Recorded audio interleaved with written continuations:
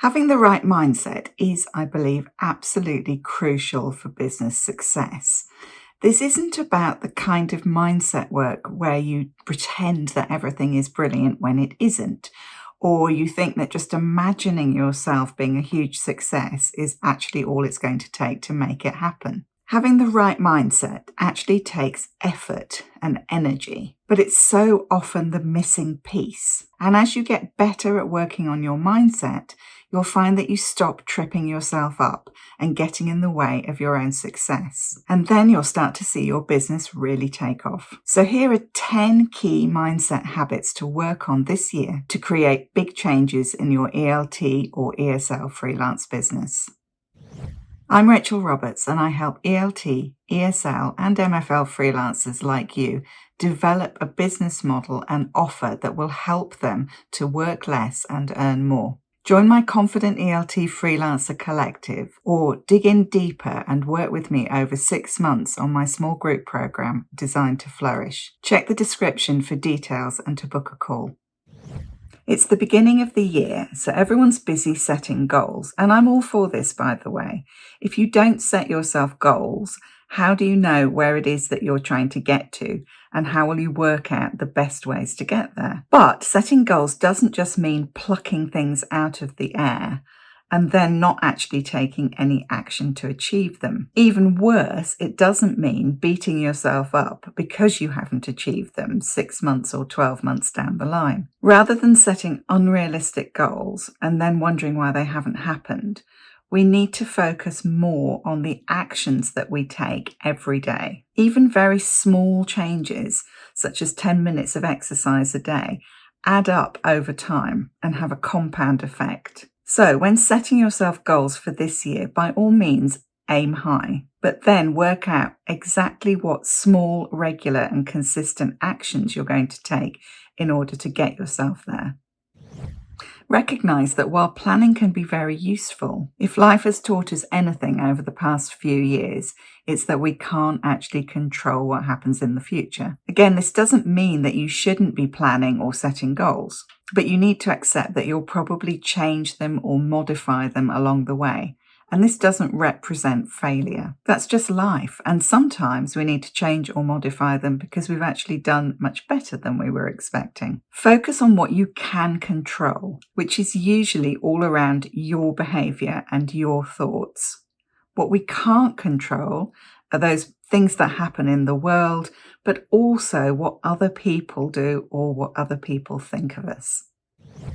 Banish should from your vocabulary. Should is actually a way of not taking responsibility for our own actions. It's a way of distancing ourselves from whatever it is, suggesting that other people think that it's a good idea. What do you think? Part of the point of being a business owner is that you get to decide what is or isn't a good idea for you or your business. If someone tells you that you should be posting on LinkedIn every day, and that feels right for you and your business, and you know that it's something that you can commit to, great. If, however, you know that you will do it for about a week and then give up, that's okay too. You just need to decide whether this is because you're scared and you need to push yourself a little bit to actually do something that you know is right deep down, or you can always find a different way to achieve your goals, something that suits you better. It's in your hands, not what you should or shouldn't do.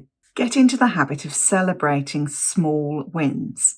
This doesn't always have to be something like getting a new client or making a particular sum of money, though those are both good things. It might be as simple as signing up a few more people than usual to your mailing list, or getting a task done that's been sitting on your to-do list for a long time. We're wired up to take more notice of negative outcomes. That's why we will always hold on to that one small piece of criticism in an otherwise glowing review. This makes perfect sense in terms of survival, because those negative things are the things which might hurt us.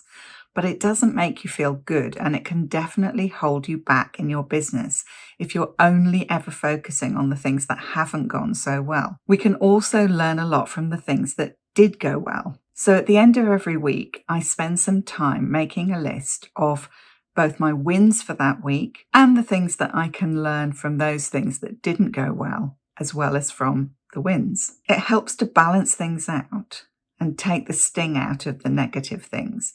And I often realise that actually a lot more positive things happen than I'd really taken note of. Productivity isn't about tying yourself to a desk and working away for 12 hours at a time. When you had a salaried job, you were probably expected to work particular hours. And so you did, even if perhaps at times you knew that you weren't really making very much progress because you were a bit too tired, perhaps. But now you have your own business. You don't have to work in that way anymore. No one's clock watching. You can work in a way that's much more in tune with your energy. And often the most productive thing to do is actually to take a break. Taking more breaks has even been shown to add to our productivity because it means that we're working in a way that means that we can take advantage of our energy. Taking a break, even a short one, will help you to come back with more focus and actually get more done.